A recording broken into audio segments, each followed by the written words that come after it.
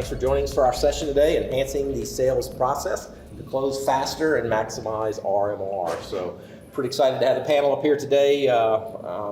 We've had a really good time, I think, putting this together and coming down with some great takeaways for all of you. So glad to have you with us here. Let's see, already not working, so we'll just go there. So a couple of little housekeeping things. Again, this session is sponsored by Prima from NAPCO. Okay, so get that out of the way. Course materials, all of the course materials will be available, at least the slides will be made available in the app after the session. So if you're looking for some takeaways, they will be inside your app.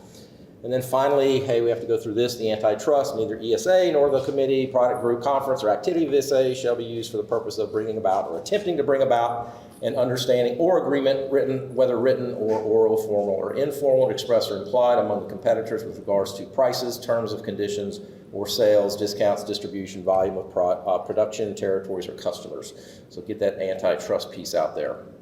So again, thanks for joining us today. I'm going to be kind of moderating this session, but again, all the input for the deck today was from our panel here. My name is Quentin Gunther. I know many of you in the room here. I head up the loyalty programs at Residio. Have been in the industry for about 34 years. I was a dealer for 20 before coming over on the manufacturing side. So this particular topic, pretty passionate about, just from my experience as a dealer for all those years. But with that, I'll let the panel kind of introduce themselves and say a little bit. You want to start at the end? Yeah, my name is Josh Davis. I'm the Vice President of Security Central out of Denver, Colorado. So I've been in the industry my entire time with Security Central, been there for over 15 years now. I started in sales, have done a lot of it, and just kind of worked my way up in the company.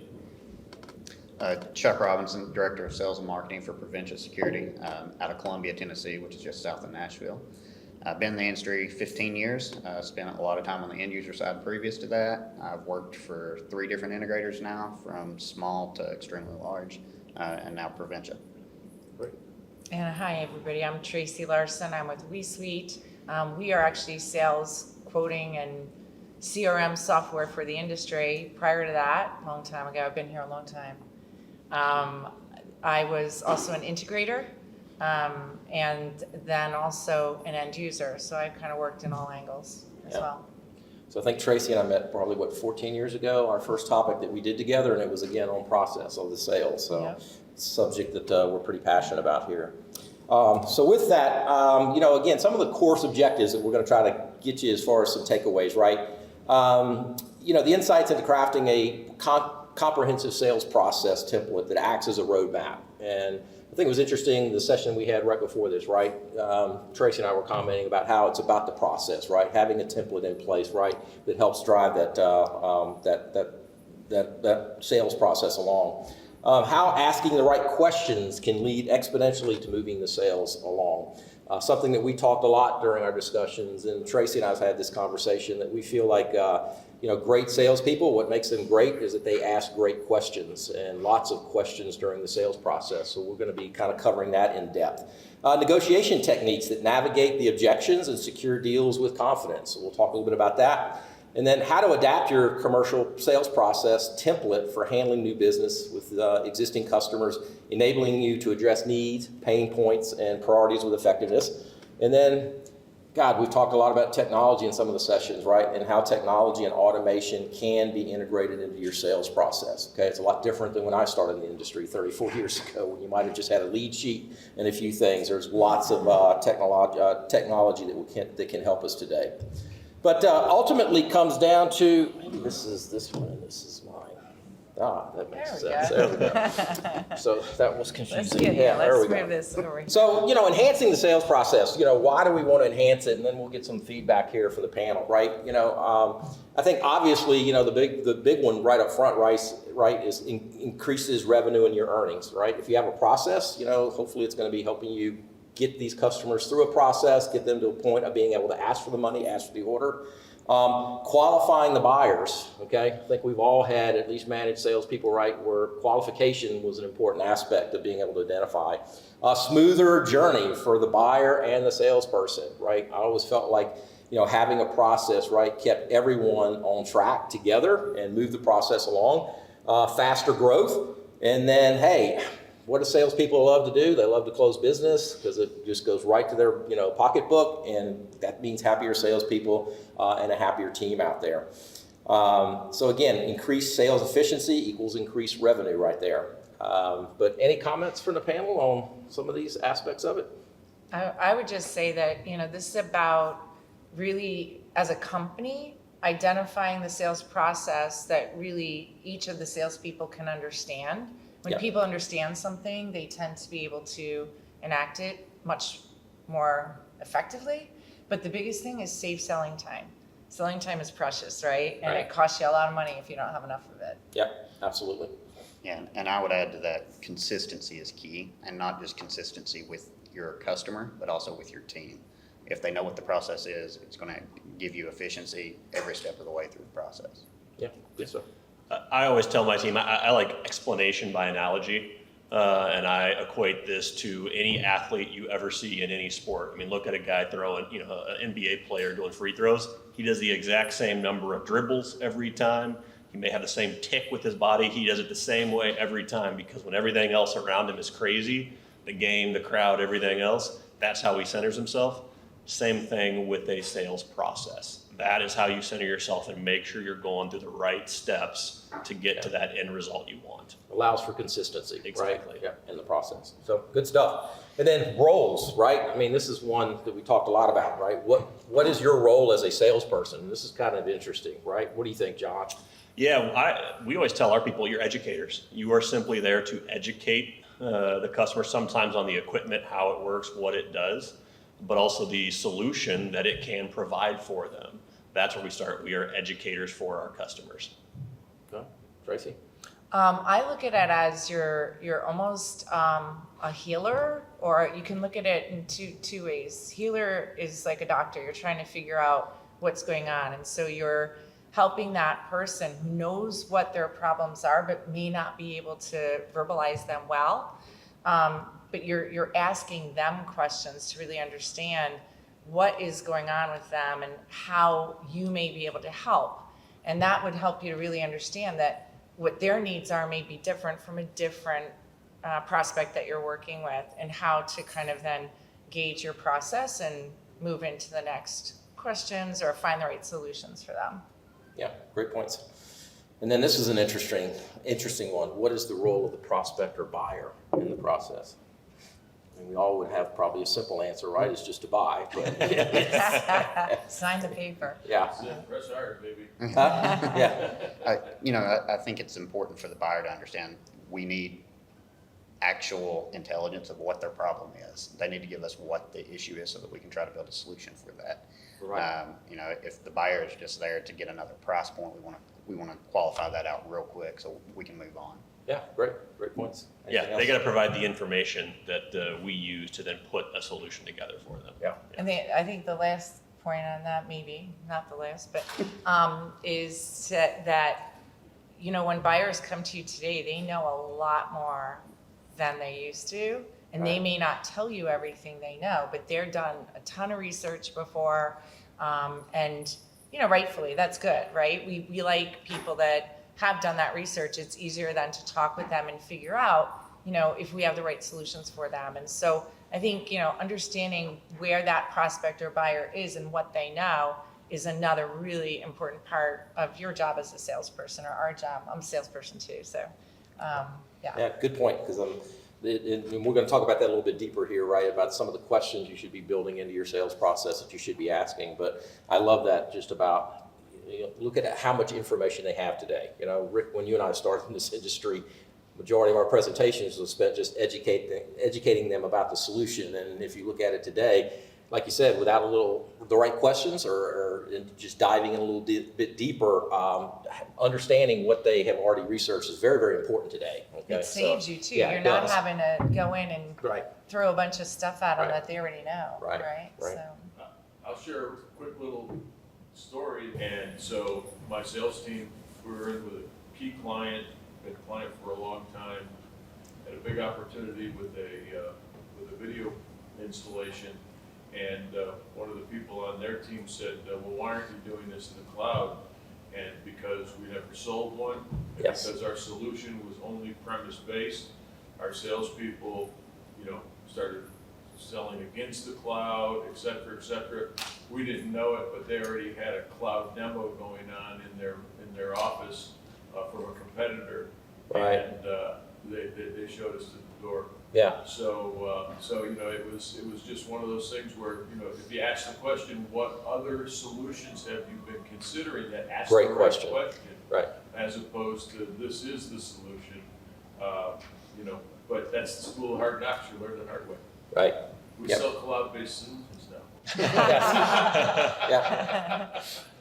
So this was a big one for us on the group as we were thinking about, what's one way to really kind of reduce the profitability of your sales team, right, is let that the sales cycle drag out too long, right? And then we thought, okay, what are some of the reasons why the sales cycle drags out? And, it really comes down to kind of that lack of clarity, okay, truly understanding some of these things and not having a plan or strategy. And I think maybe we've already talked about that for just a second, but to me, in the sales process, there should always be a plan. There should always be a process. And we're going to show you some steps here as we go through this presentation and talk about those. Those specific meeting objectives. We see that all the time with salespeople. Like, really, what is the objective? Why am I here today? These types of questions that you should be asking. And then setting those objections once you start getting a little bit more information from them. Talking to the wrong person, okay? We've all seen that, right? Where maybe we're talking to the gatekeeper, the person that's just allowing that sales rep into the door. But again, making sure that you're getting to the right person that can make those decisions. Don't really understand the buyer's needs. And again, this is one that we see a lot where maybe a salesperson assumes that they know what's best for this, right? And they just go in and start designing that system. And they truly haven't identified what the buyer's needs are, which in my experience has been, unless you can really kind of customize this to their needs, don't think it's actually going to have the value of another solution out there. No expectations set, okay? And we'll talk about probably some questions around that. No compelling reason to buy, okay, or to make a decision. Haven't spoken plainly about the budget. Okay, that's a big one. Teaching your salesperson how to ask some of the right questions to at least establish the budget and what's at least the expectation in their mind of what's going to be spent on this solution for. Don't understand buyer's idea of success. Once the system's installed, what does 30, 60, or 90 days, what does success look like here? Didn't identify the buyer's personal connection to the solution. And I always thought that, hey, this has to make a difference in their life. It has to be, something that's improving their operations, making them safer, just whatever it is, but the connection has to be there. And no automation for estimates and proposals and contract signing. So again, this is where the technology today kind of comes into play here. So any of these that kind of just jump out to the team here? Expectations are always big for me. Yep. From the moment of the first discussion with the conversation, I was always trying to set expectations. We'll meet on this date. Here's what we're going to do at this meeting. After that, I'll get the proposal. You'll have it by this time. I was trying to line out the entire timeline. One, because it kept me accountable to what I told them. Yes. But two, then they knew exactly what it would look like, and it would minimize any lack of clarity going down the road. Keeps them on track too. Like, we do that for every meeting. Like, our process is very consultative in nature. And so we will set a meeting, and a lot of it is done remotely. So it's another thing you have to kind of look at. And so we actually will say, during this time, this 60 minutes together, so we set that timeline, we're going to talk about X, Y, and Z, and other things you might like to talk about. And we ask that they have agreement with what we're setting forth. So the last part of that is to say, is there anything else, or does this sound good? And you would be surprised at how many times I've gotten somebody that answers simply, sounds great, or, hey, I also want to talk about X, Y, and Z. And so that, management of your time throughout the process, I think, is super important for you. You're the salesperson. Stay in charge of the sale and pilot it. And setting the expectations helps the buyer to understand their role, Yeah. And the other one I think that is, really start to ask a question. How do you envision success? Let them tell you what they see. And then, how does this affect you personally? You may hear somebody say, this affects me getting a raise, or this affects my next jump up in the organization. That's an emotional response. And that's the connection that makes somebody buy. They can say, we need this because of all these rational reasons. Everybody can identify that. But if they're your advocate and they've got that emotional connection, it's like 5 or 10 times stronger to get that sale done. The other thing back to the expectations is, as the sales rep, that is oftentimes their first experience with the company, and you are then setting what they should or should not expect for the rest of the company, assuming they go with you. So if you were setting clear expectations and executing on those as a sales rep, they can expect that from the company through installation and through service down the line. But if you don't do a good job of that's a red flag potentially. I don't want to go with this company because if he can't do what he's going to say, why would anybody else there be able to? Okay. One of the ones I like on here is, and I'd love to know the panel's talking to the wrong person. How do you help a salesperson truly identify, are they speaking to the right person? Yeah, so one of the things I like to teach is for our sales reps to ask, what does the buying process look like for you? Okay. Because that'll tell you real quick if you're talking to a gatekeeper or not.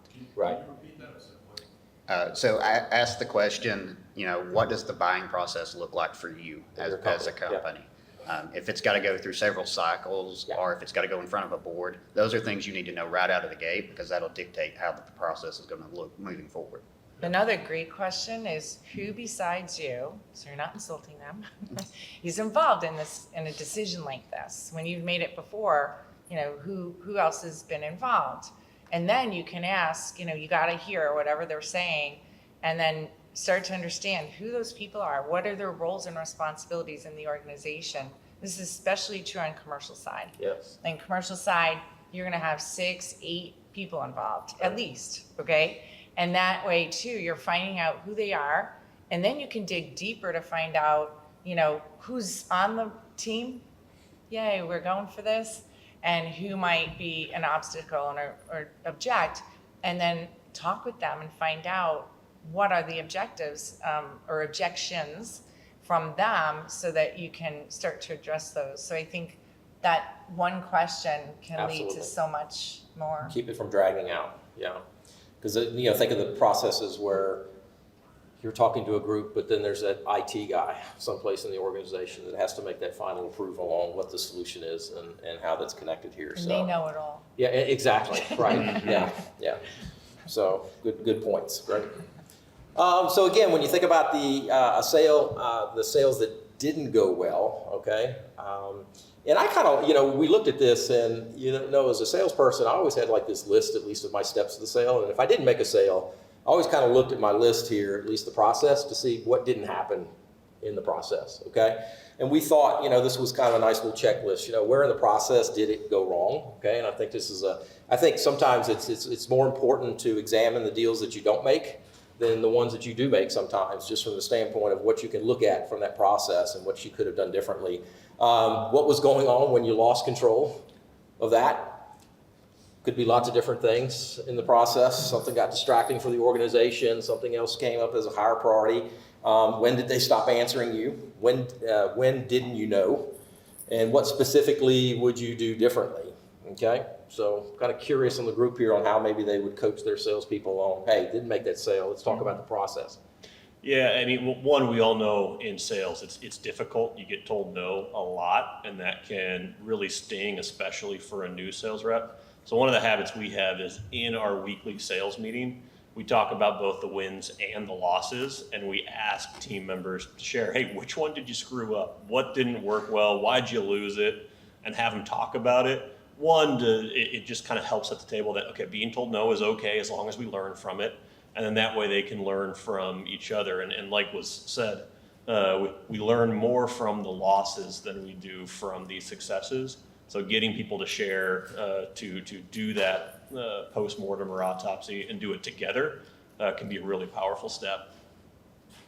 Yeah, I think that's something too that's done with, you can do it internally yourself, but having someone else as part of that conversation, whether it's your sales manager or your leader in the organization, because they'll probably ask some questions a little more poignantly than you would ask yourself sometimes, right? That would make you dig a little bit deeper, right? Yeah, one of the things I like to teach is we ask the customer, why did you not choose us? Yeah. And we're pretty direct in that, because we want the feedback. Was it price? Because if so, then we failed early on in the process. Was it because you like your incumbent? If so, then great, but we failed early on in the process. So, just being a little pointed with the customer and ask, why did you not go with us? That's where you're gonna get your best feedback. Yeah, great. Anyone else do that? Yeah. I think too, there are things you can do that will help them to either re-engage and say, yes, let's keep going, or nope, not interested. And it could be as simple as an email that gives them choices, but it's phrased in a way that's kind of friendly. And it's always about saying to them that I'm okay with your answer. That's Great your point. decision, Great point. right? But, it's about phrasing it so that they can make that decision, feel comfortable. Some people don't want to tell you no, because they feel bad, right? And other people ghost for other reasons. But, going back to someone and having something that gives them a choice to say comfortably, yes or no.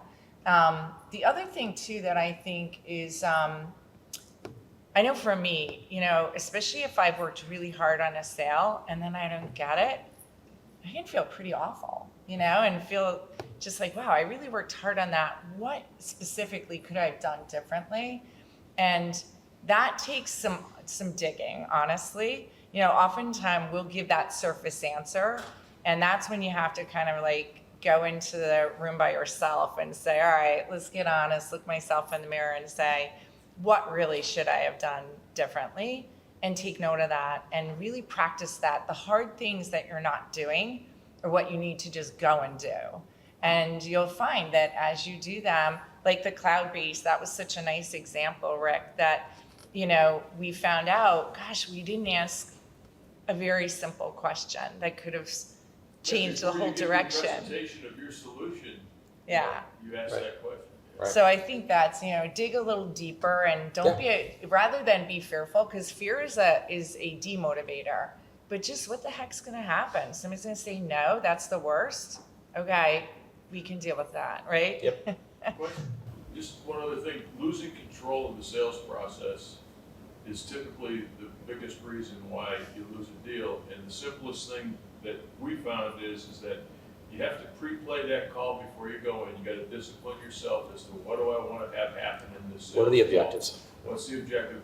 And the ultimate objective is either their time or their money. So if you go in and you're going in to get requirements to determine what proposal you're going to come back with the solution, don't run off and say, okay, I'll prepare a proposal for you if they haven't committed to a time that they're going to meet you. Right. Because you spend all that time putting the proposal together, and then you're chasing them for that appointment Right. to present. Now you've got they're committed to do it. And I've had salespeople say, you're crazy. I said, you're not going to give them a proposal.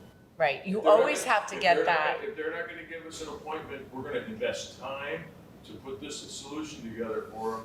And if they're not willing to commit the time to us right Right. now, then don't waste your time. Right. 100%, and always get that next appointment while you're there. Don't think you're gonna go get that again later. They're busy people too, and Yep. without it on your calendar, And it's that's not where on they theirs. just blow you off too. They just go, oh yeah, but you do Yeah. a proposal for me. And then, boy, you think you got it going on and you spend hours and you can't even present it. Right, So I think some of the points being made tie right back to our topic, right? We want to absolutely get the no's quicker in most cases so that we can move on to something that is going to be, the yes, right? But being able to identify it and get to it faster is definitely part of shorting that sales cycle for sure. So here's one that we tried to sit down and really identify, and this is going to kind of come into the rest of our presentation here a little bit about just how the process may differ a little bit between these three different buyer profiles as we look here. And look, you may have other buyer profiles, but I think the important part from a team standpoint is, have you really sat down with your team and helped them truly identify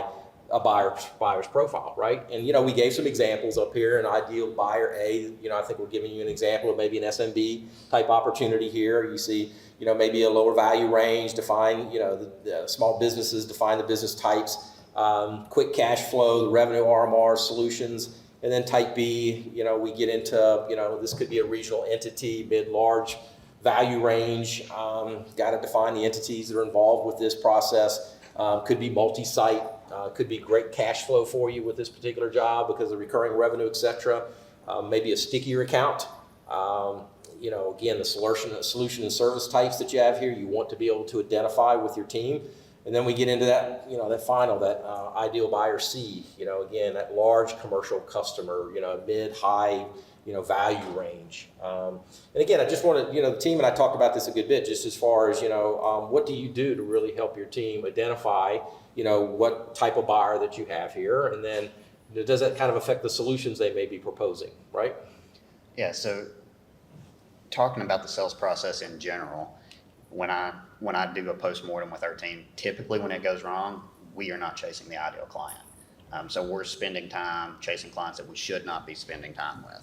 Great point. So if you do not have an ideal client profile, I would highly suggest you build one before you build your sales process. Personally, I don't think you can have a process without the ideal client profile. Right. And then you can use the profile to actually make hiring needs. If your ideal client profile is enterprise, then you're not going to hire somebody that's got residential experience, and that's really where they come from. And vice versa. If you're looking for a residential seller, you're not going to go hire somebody that comes from the enterprise market. Right. And then you can also use that to training as well when you're training your reps. We're structured in a way where we have a commercial sales team and a residential sales team. So we use our ideal client profile to train our residential guys, but they don't translate or cross over into the commercial market because the commercial buying process is so different. To build that client profile, there's several different ways to go about that. Look at your history. One of the things I teach is we don't go off gut instinct. We want data. So we're going to look back at our history, what markets have been the most successful, what clients have been the most profitable, and then we're going to look at commonalities between those clients to help bridge that gap and build Great that points. client profile. Right. I would add to that, which is great. You ask all aspects, all departments within your organization. Your support teams are going to tell you a lot about your clients. If you don't get that data, that to me is data to supply to a sales team. They should understand what's going on with the client base.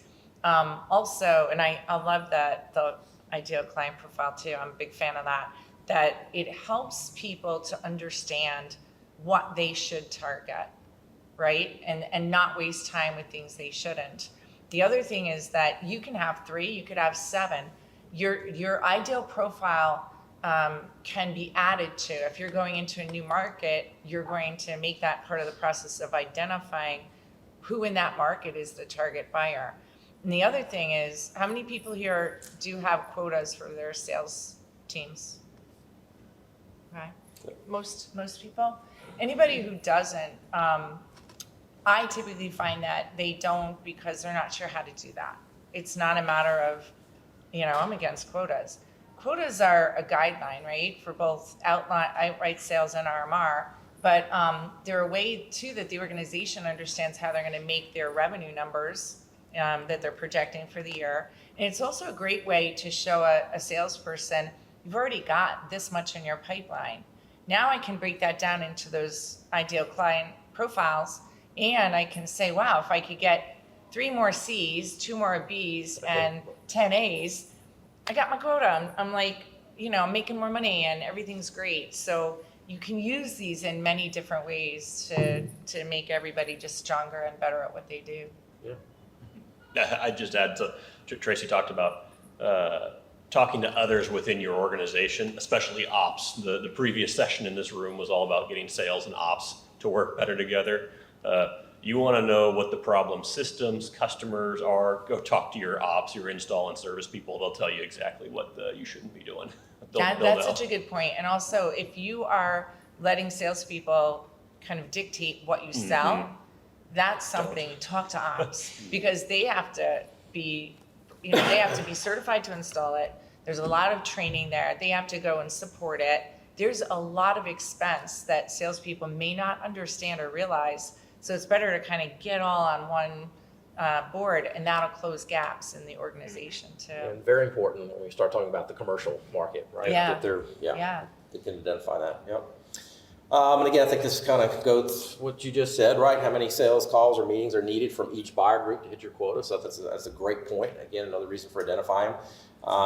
Where can you lower the number of meetings to close faster for the profiles? And that's what we'll dive into a little bit deeper here as we go. So again, define your current sales process. And, some companies it may be 5 steps, maybe 7. They may be very granular with more than what you see here, right? But, if we looked at kind of the process we have here, kind of building the rapport with that customer, setting the expectations, some of the things that we talked about already. What are the compelling reasons to buy? Okay, what are the pain points if you don't buy? Okay, for your customer, helping them identify that. We said earlier, identifying the budget and the investment. The decision-making process for this organization, the proposal and sign the deal, and the post-sale delivery of this here. Hopefully everyone has a process. You may want to write down all the steps of your current process. It's going to come into play as we talk about the next slides here. What specifically happens in each stage of this, here we're giving you kind of the bullets, but there probably are lots of, smaller bullets under each of these areas. What specifically happens in each of the meetings, how many meetings are needed to complete the process. Again, each of those different buyer profiles, some may be 1 or 2 visits, some may be multiple, 4, 5, 6 visits before that you're actually closing that deal. What's the typical time frame per sale? Again, identifying that process.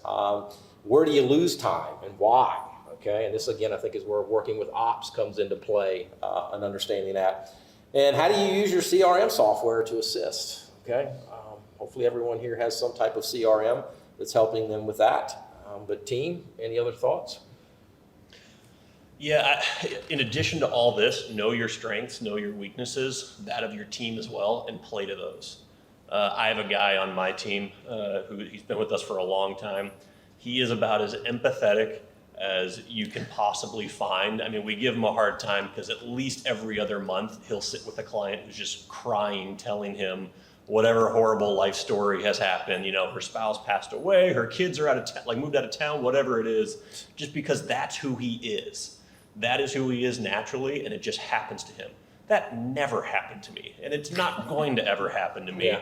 But I still need to build that empathetic relationship with the customer, so we have to approach it differently based on our strengths and weaknesses. Flip that around, he's not the guy to go out and explain to the engineer for that company how stuff works, because that's not how he works. He needs to bring along help for that. Me, I can do that all day long. So again, know strengths and weaknesses for yourself, for your sales team, and coach them on how to deal with each one of those. Yeah, great. Didn't, Go ahead. no? And talking about the process as well, have clear delineators on how you move to the next step of the process. Yes. Very often I find when the process or the sales cycle falls apart, it's because we jumped a step or we moved too early, too fast, too soon. So having very clear expectations internally on to get to step C, this is what we have to have in place. And this is a group exercise. So this is really, really critical. The reason you're writing down everything that's happening in each step, also while you're there, ask what isn't happening and write that down. And the reason you're doing this is because the whole idea is where can we do something better or different to start to compress the cycle, right? And so the idea of right now defining that current sales process, and if you have resi and then you have commercial, do it separately. But get the team involved and you can just put it out on the wall, whatever you need to. You're going to move things around. To some of the points made here, you could move into one step of the process, understand I didn't cover something and go back, right? So what we're trying to do is say, what is happening today? What could we do differently to compress the cycle? Right. And that's what this is, Right. really the exercise for. Tracy, this kind of being your area, right? Can you customize lots of CRM software to fit your sales process? Yeah, You don't necessarily absolutely. have to have it, yeah. Yeah, one of the things that we do with our clients, even though we operate in this industry, our clients are different, Right. and they act differently. The thing that's really neat about having a tool is that it has a database. And so a database is what stores data about the process. And you would be surprised. A typical sales process in our world from lead to closing has over 150 data points that are relevant for reporting. Okay, there's a lot of irrelevant stuff too, but that's pretty shocking, right? When you're like, whoa. So the key there is that, and we work a lot with clients to understand what are the like 3 to 4 views that are most critical for you and your team. You know, that sales reps can do their own too, that's fine. But I'll tell you, one great example is Josh. You know, he is amazing. I was laughing to myself before when you were talking about, you know, setting expectations. I'm a customer of Tracy's, let's just clarify that. So, And early on, I remember understanding very quickly that expectations for Josh were really important. And that if we strayed from what was, you know, we were supposed to do, I knew he would get in touch with me, rightfully so. But the point is that that's one of those things. When I heard him say that, I was like, that's you, Josh, totally. And so that helps us to know better how to work with Josh, right? So that's the thing. You got to really kind of dig in, use the systems that you have. A salesperson without those tools, first of all, they expect you to have those tools today, right? Good salespeople do not think they're going to be using Excel, Word, or paper anymore, okay? They expect that they are going to have a system and that it's tied into everything else, their commissions, approvals, you know, whatever it is, auto-generating a proposal or contract document. The job is to take away the kind of manual things they have to do that are high risk and high time. You know, that's what they're losing. Yep. But the reason I brought that up is you know, in my travels, you know, you talk to a lot of companies that still do not have a CRM software, right? And they may have a dozen reasons in their heads of why they shouldn't. And I can tell you in our organization, we use Salesforce for all of our opportunities. And I think there was a lot of resistance early on from our entire sales org about just that process of entering that data and doing it. But all of us now look at it as a way as it does help us close faster. Lets us quickly look at any moment of where our pipeline is and what stage the opportunities are in the sales process. So I always like to spend just a second on that one because there's a lot of benefits to having a really good CRM system. And that CRM system should fit your processes and you shouldn't have to really adhere to its own. But great points there, yep. So, Tracy, I'm going to let you cover this a little bit because this was an awesome slide that we discussed about how maybe we can reduce some of the steps. We can look at each of these and see if we can pull them down. Yeah, so I want you to know I've been through this process several times, and the reason I first did this was when I first started selling software. So like I said, I came out of the integrator world and I sold very large commercial integration projects. And so I was really good at that. And when I came to selling software, I'm like, how hard can it be? Right, come on, right? And I discovered 2 things. I was in a very bad economic time when I left my wonderful high-paying sales job to start a new company. So that was like a whammy. And then I started to realize I may not know what I'm doing here. So I went and I paid a lot of money for sales training. And it was actually money I paid out of my pocket, so it had a specific meaning to me. And it had great results. One of the things I did was I learned to template the process. So when you go in and you identify those buyer profiles and you understand there's specific information you want to get for each of those, you know, kind of the markets they cover, the outright sale, in our case, recurring revenue sales, things like that. The next thing you want to do is understand what are the steps and how long they take for each of those profiles. And once you start to do that, you start to think, oh wow, I could tighten this up if I ask more questions and cover more, like, let's see, buyer C had the most meetings, right? Because they are the highest level of buyer and, you know, probably had the most decision makers and things like that, or influencers. So there, the idea was, how can I take steps 1 through 7 and do more with fewer meetings? So let's say that buyer C normally took me 6 or 7 meetings.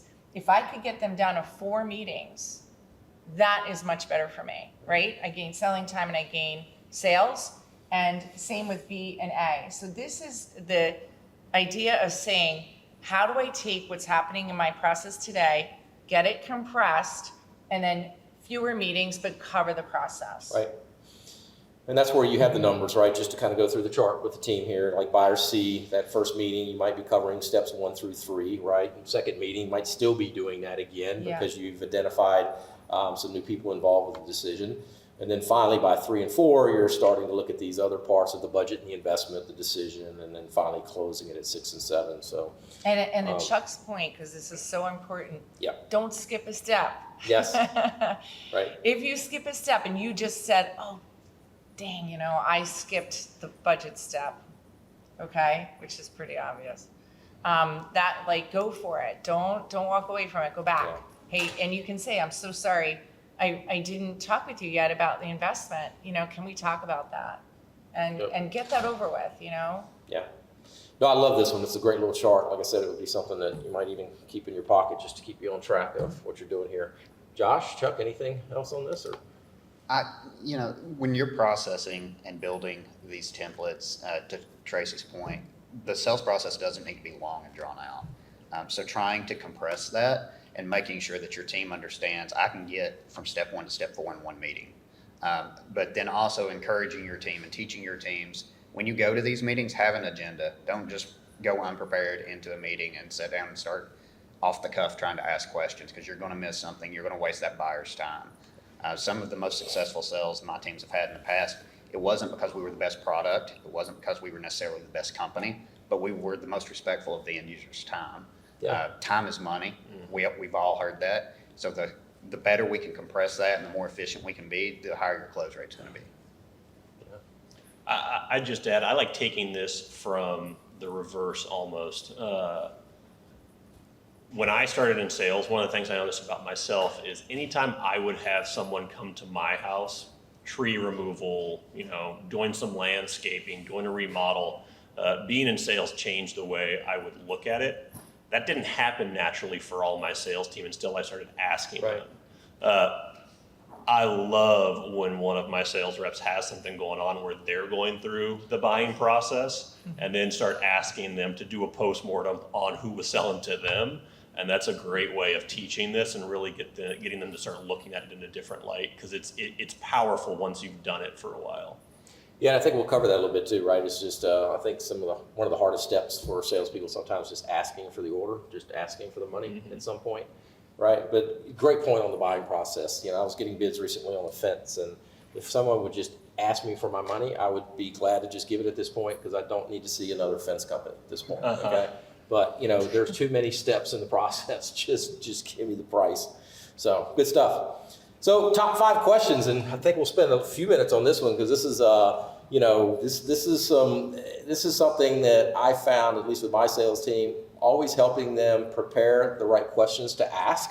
And one of my favorite stories, and this is something that at least my team does a lot of training on, as far as we kind of call it uncovering the dominant buying motive. Why are you there? What are they really, what problem are they trying to solve, right? And that you should be asking, again, it goes back to some of the books I've read early on in my sales career, is that great salespeople ask great questions, and they ask lots of questions, okay? And it's interesting in the training that we do is, we will go through a lot of these questions that they should be asking, and we really do try to go over the reasons why, and the answer to it is not necessarily just that specific piece of information. There are other things that you're gleaning from it that's going to help you here, and let's go through that. And typically from senior salespeople, we'll hear a lot that, I've been doing this a long time. I know the questions I should ask. I don't really need a template, or I don't need to be looking at this. And then we'll go run a call with them, and they'll go see maybe a small business owner, and they'll do the introductions, and the great questions they have that they've built over all the years boils down to, so what brings me out here today? That's the extent of their questions, right? So I think this is something that, as sales leaders, we should all spend a lot of time on, is truly making sure the sales team understands is, simple questions like, how much is this going to cost? What is the breakout per system? What if I buy the parts from X? All of these, helping them anticipate, the types of questions they would get. How long is the contract? Competition A said, or will do, or is giving me. But these are just some questions. What are some of the others that maybe you train your team on, Josh? Oh, man. I'd say in general, one of the things I coach my team on is anytime you get a question, you should be able to respond with a question back to get more information, because you Great look at point. any of the ones up there and there's something else behind it in almost every case. And again, like Quentin alluded to, so many sales reps, especially new sales reps, they just want to start talking. Yes. And I've heard it said before, and I firmly believe it, whoever talks more loses. So if you're a sales rep and you're talking 51% of the time, that's too much. You're going to lose that deal. Ask questions. How much is it going to cost? Well, who's asking? I wouldn't ask it like that, but who's asking? Because to what we talked about earlier, who's the one signing for this deal? Are you worried about how much it costs, or is it the billing people, because they also have a role to play? Right. So if you start asking questions to their questions to you, you'll learn more. I think the stat on that too is that you want to listen 75% of the time. So that's a good thing to coach your salespeople on, because if they have that kind of a cut of the pie and that image, they'll probably be able to catch themselves more often. But the other thing too is that you really need to dig into the questions. Like we listed a bunch here. You may have very different questions that people get stuck on. So really go through those. And to Josh's point, I agree too. Ask another question. How much is this going to cost, right? Right. So you could say something like, well, we're going to work together to find that out, but what are you thinking? What do you have in mind for your budget? And we'll come back, just one quick question, one quick other point here. You have to understand who you're talking to. If you're talking to a CEO, you will have about 5 questions you can ask. They will cut off. They're not interested after that. They don't have time for you. Right. If you're talking to someone else, you can get probably up to 12 to 14. But these questions are not rote. If you come in with the same stuff you do all the time, everybody knows it. Instead, if you ask a question, you need to listen to the answer and pose your next based on that answer that's relevant, because they're giving you information about what they're interested in. Yeah. So you've got to have a real strategy to listening and questioning. And I know you had a question over there. Yes. More just a comment on the price thing. Like, obviously, try to get the customer really when they bring up first. I've had a lot of success in just some worry that I found. So, because the dollar is up for our interpretation, so I always when they ask, well, what's it going to cost? I was like, well, that's kind of like, I can design Fort Knox for you here, and I'm like, but I doubt your budget is, and then I usually do 10 times whatever I think it's going to be. So a base security system, $1,500 to $2,000 to $2 grand, or something like that. So I designed Fort Knox at $25,000. I doubt that's our budget, and that's the first number they hear. So anything more than that seems like a sale. Yeah, and I think the other way is to go the opposite. You can give different ranges, but the point is too that you may want to ask a few questions before, because if we give out money specific, that's also speaking to them. And you may miss something because you suggested a price that they were actually willing to pay more, okay? So I think identifying exactly what it is that they're looking for and why that's important to them, and who else in the organization may have an interest in that, or who might be an obstacle to this, what might be an obstacle. Those are things that help you to really get into the solution and then pricing, and give ranges, but say, how does that feel? What are you really thinking? Anybody that says to you, I haven't thought about money, is lying, okay? They are lying. And anybody that says that, oh, money's no object, it is. Like, that's ridiculous, So you've got to be able to be ready to not get happy when you hear like, oh, money's no object, yeah, I got a sale. Nope, you don't. And you probably won't if you don't address it.